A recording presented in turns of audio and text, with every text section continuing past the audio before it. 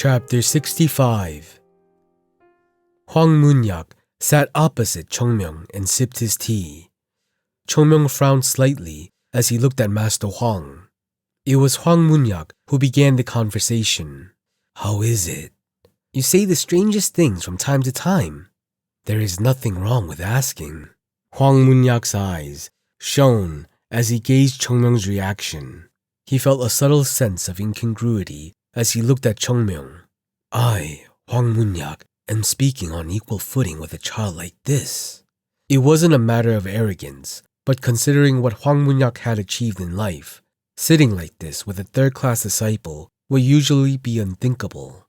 Nevertheless, Hwang Munyak was now alone with Chongmyung, not as a benefactor who saved his life, but simply because he wanted to deal with Mount Hua's third-class disciple, Chongmyung. "Aren't we in the same boat now?" "Boat?" Chongmyung smiled brightly.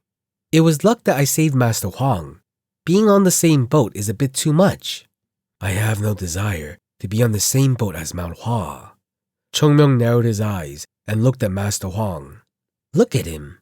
Isn't he being a bit too honest?" "To be precise, without you, Mount Hua is of no interest to me." "You're overestimating my worth."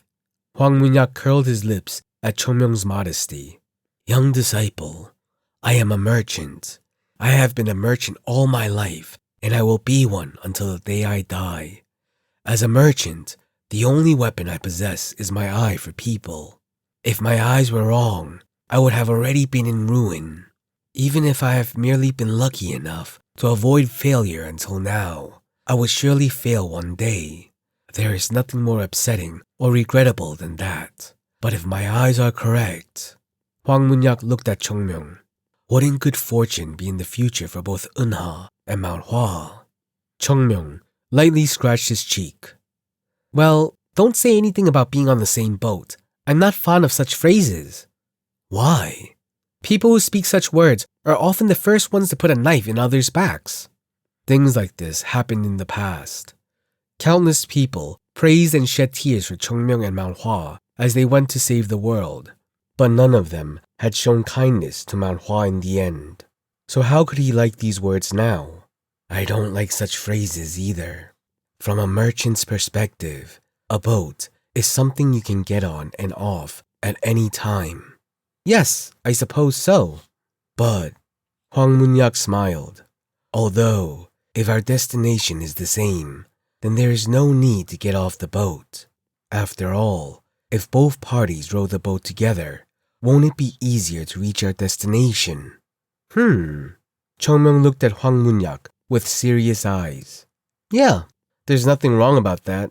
Hwang Munyak's eyes shone. "I am sure." He confirmed this. It didn't matter what the outcome of this conversation would be. It would be great if Chongmyung would cooperate. But even if he didn't, as long as the negotiations with the sect leader were completed, the Eunha Guild would support and take advantage of Mount Hua. Nevertheless, Hwa Munyak wanted to speak privately with Chongmyung to confirm this point. In this child's head, Mount Hua is already developing. He has already determined that Mount Hua will develop without fail. What tremendous confidence. However, this self-confidence didn't feel like it came from simple childlike pride, ignorant of the world. Rather, a sense of senility could be felt from Chongmyung. "Young disciple." "Yes." "The Eunha Guild will do its best to support Mount Hua. You know what that means, don't you?" "What, you are breaking up with the Jongnam sect?" "That's right." "I think it is a bit disrespectful to expect a reward for something we didn't request from you." "I want nothing in return. I just want you to know." "Yeah, sure. You just wanted to let me know, sure." "It wouldn't cost a thing. I'll be sure to come and visit you often in the future." "Yes, sect leader said that if there was need to send someone to Eunha, I'd be the one to go." "That's quite the good news. I hope to see and speak with you soon." "Yes, of course." Both people chuckled at the same time and looked at each other. In their hearts, both had completely different thoughts. This quick-witted little prick. How dare you try and take advantage of me? I've handled countless fools like you in my past life." They were facing each other with smiles, but sparks were flowing between them. "Young disciple, yes, this is the gamble of my life." That's something a young man should say. "Well, I think I've gained a new life after you helped me. It wouldn't hurt to bet on a new life." "But you don't really care about that." "Perhaps I just wanted to say it then." Hwang Mun-yak stood up. Then he looked at Chung-myung. "I will only say one word of advice in return for saving my life." "Yes." "Young disciple, you certainly are excellent. Even if you search every crevice of the world twice over, you might not find someone more capable at your age." "Thank you for your kind words." "Do you want to find a person like Chung-myung? It's not just those his age. There's absolutely nobody like him in the entire world. Who else could come back from the dead like him? But I think that the young disciple needs to stay hidden a little longer. The world is a scary place. All sorts of ghouls and ghosts dance around, and there are many demons around us. As soon as you reveal yourself, they'll rush towards you." Chung-myung had a bitter smile. "You speak too highly of me. I'm just a kid." "I told you all that I wanted to say. Okay then."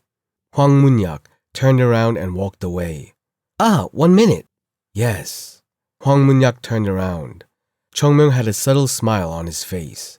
"I need you to find out a few things for me. Could you please help me out?" Hwang Mun-yak also had a subtle smile as he nodded. "Sure." Tak. Hwang Mun-yak closed the door behind him, and Hwang Jong-gi, who was waiting, approached him. "Did you have a good conversation, father? How did the discussions with the village below the mountains go? From today on, we have decided to place subordinates within Hwam. If we support and distribute the goods, we will be able to stabilize the businesses before 10 days are up." "That's quite long," Hwang Mun-yak said. "Even if you take a loss, settle the matter within 3 days. Now isn't the time to pursue profit. We need to show our abilities here." "Yes." Hwang Jong-gi couldn't hide his curiosity and asked again. "The young disciple is..." Hwang Mun-yak glanced back at the door he had left behind with a subtle expression. "That child is a monster." He couldn't understand what that child was thinking. Even though he took on a childlike appearance, Hwang Mun-yak began to doubt whether even that was real or fake. "Mount Hua." Hwang Mun-yak smiled. "I'd rather call this place the Dragon's Lair." Nothing. Let's move." Hwang Mun-yak walked out whistling. A dragon lair, where a dragon lives. There was no need to guess who the dragon was. "Jong-yi." "Yes, father. I've changed my mind. Maybe we should put everything on the line in Mount Hua." Hwang Mun-yak was strangely excited. Merchants don't live on money, but information. Money was just the result of utilizing the information in the proper manner. He realized before anyone else that a dragon resided in Mount Hua. This information was so great that even Hwang Mun-yak couldn't estimate its value. If I use this information well, the Eunha Merchant Guild might very well rise to the top of the world. It won't be easy, but wasn't this worth a try? There must be a lot of work to do. Let's go now. Hwang Jong-gi silently followed his father, unable to understand the situation. At the small hill behind White Plum Blossom Hall, a pair of eyes were watching them. Ugh! Chung-myung watched the two adults as they set off from Mount Hua. That old man just doesn't quit. Dealing with Hwang Mun-yak was different from dealing with Hyunjung or the other elders of Mount Hua. Of course, the elders of Mount Hua were diligent and wise, but they were Taoists who lived their lives away from the real world. Hwang Mun-yak lived in the secular world his entire life, so he was a lot more calculating. Whatever, it all worked out. He was able to solve the issue. Hwang Mun-yak would continue to help Mount Hua in the future. The weakest part of Mount Hua has been bolstered. Wealth? No. Hwang Mun-yak will make sure that Mount Hua's name is heard around the world once again.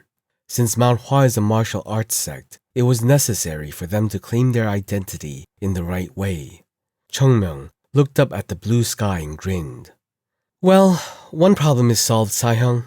How was that? Do you think I did well?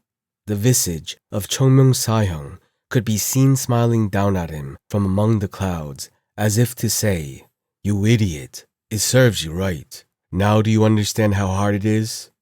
That was what that old man seemed to be saying. This is still the first step. There was a long way to go. Mount Hua's biggest obstacle has been overcome.